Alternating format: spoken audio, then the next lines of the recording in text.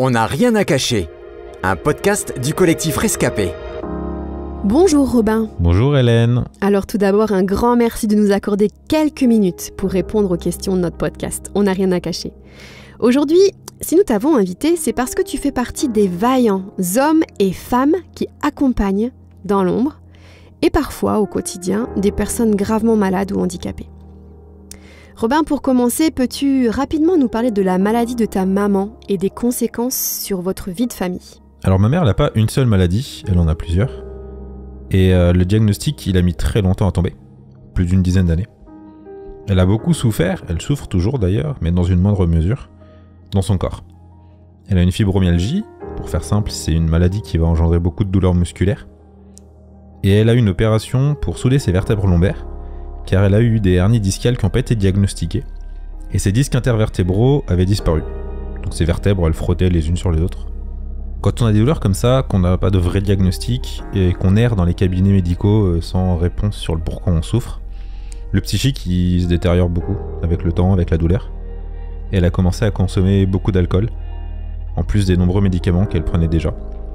J'avais 15 ans, j'étais fils unique, une famille monoparentale, et avec ses douleurs, son mal-être, c'est moi qui ai commencé à m'occuper de la maison et m'occuper de ma maman. Donc en pleine adolescence, j'ai pris un rôle d'adulte, on va dire. Dirais-tu que tu es, alors toi aussi, plus ou moins une victime collatérale de la maladie de ta maman ? Et si oui, pourquoi ? Ah oui, totalement. Être adolescent et voir sa mère souffrir, se faire du mal avec la consommation d'alcool, et l'état d'ébriété qui renforce son mal-être et qui pousse à attenter à sa vie parfois. J'ai pris un rôle qui n'était pas censé être le mien, du moins pas à cet âge, et ça a eu une conséquence sur mon développement personnel.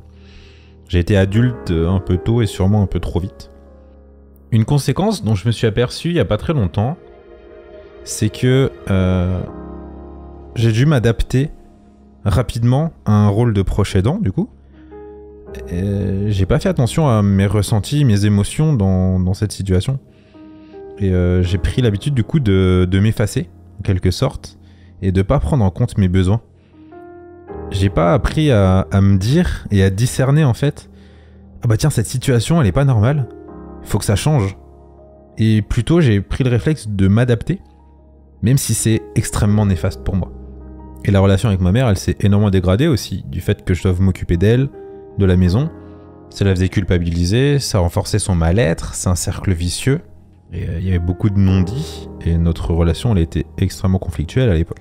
Alors il arrive, malheureusement, et dans certaines circonstances, que la violence, notamment verbale ou physique, et même la maltraitance s'installe au fur et à mesure du temps. Je pense par exemple aux enfants de personnes Alzheimer ou séniles qui deviennent totalement dépendantes. D'après ton expérience, qu'est-ce qui est, aujourd'hui, ou qui a été le plus dur à supporter pour toi ? L'impuissance. Le fait de devoir subir la situation, subir la souffrance de ma maman. L'impuissance face à sa douleur, sa fuite dans l'alcool. Et de devoir littéralement lui sauver la vie quand ses douleurs et son mal-être étaient trop forts. Robin, en toute honnêteté, est-ce qu'il t'est déjà arrivé d'être à bout de force ? Et si oui, comment as-tu fait pour tenir le coup ? Qu'est-ce qui t'a permis de ne pas craquer jusqu'ici ? Ah oui, ça m'est arrivé.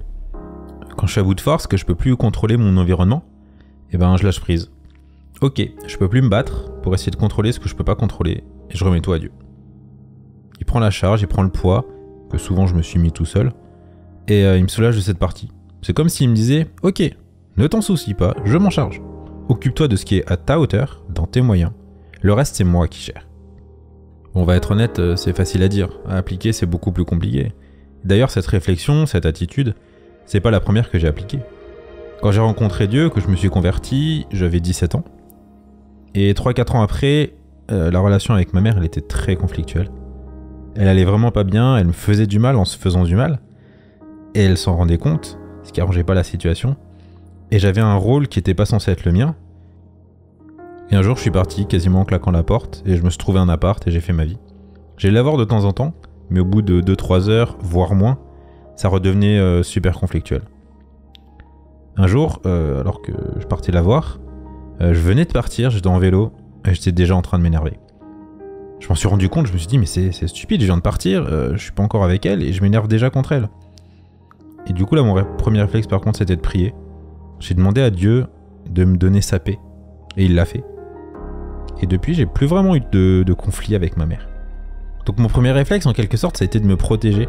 J'ai fui la situation que j'avais pas su gérer, qui me dépassait et qui devenait vraiment néfaste pour moi. Mais j'en ai tiré des leçons. J'ai quand même encore un peu de mal à m'appliquer à moi-même. Hein. Et j'apprends encore à lâcher prise. Faire ma part, ce qui est dans mes possibilités, matérielles, physiques, psychologiques, et de faire confiance à Dieu pour tout ce qui me dépasse, ce qui est hors de mon contrôle. Du coup, ce qui m'a permis de tenir le coup, c'est vraiment la confiance en Dieu. De savoir qu'il était au contrôle. Et moi, j'avais juste à faire ma part. On aime à donner des conseils pour terminer ce podcast. Alors si tu devais donner des conseils, un ou des conseils à celles et ceux qui sont aujourd'hui à 2 doigts de craquer, qu'est-ce que tu leur dirais ? Une chose que j'ai pas su faire moi, c'est préservez-vous. Il faut connaître ses limites, on s'en rend souvent compte quand on les dépasse, malheureusement. Mais apprenez à vous préserver, à avoir un certain détachement et à vous ressourcer. Sinon vous serez plus capable d'aider en fait. Si vous vous épuisez vous-même, vous serez plus en capacité d'aider la personne que vous avez envie d'aider. N'essayez pas de contrôler ce que vous ne pouvez pas contrôler. Qu'est-ce qui est de votre ressort ? Qu'est-ce que vous pouvez faire ? Et qu'est-ce qui est hors de votre contrôle ? La souffrance de quelqu'un, on ne peut pas la contrôler, malheureusement. Et confiez-vous en Dieu, faites-lui confiance. Puisez votre force en lui. Ça a un réel impact. Peut-être que la situation, elle va pas changer. Pas tout de suite, peut-être. Ma maman, ça a mis des années avant qu'elle se fasse opérer de son dos et que ça commence à aller mieux. Mais il vous donnera sa paix. Il calmera votre cœur, votre esprit. Et la situation ne sera plus le poids que vous avez connu. Et j'aimerais vous laisser avec un verset. Dans Josué 1, le verset 9. Prends courage, l'Éternel ton Dieu est avec toi. Un immense merci Robin et vraiment bravo pour ton courage. C'était On n'a rien à cacher, un podcast du collectif Rescapé produit par Trésor Média.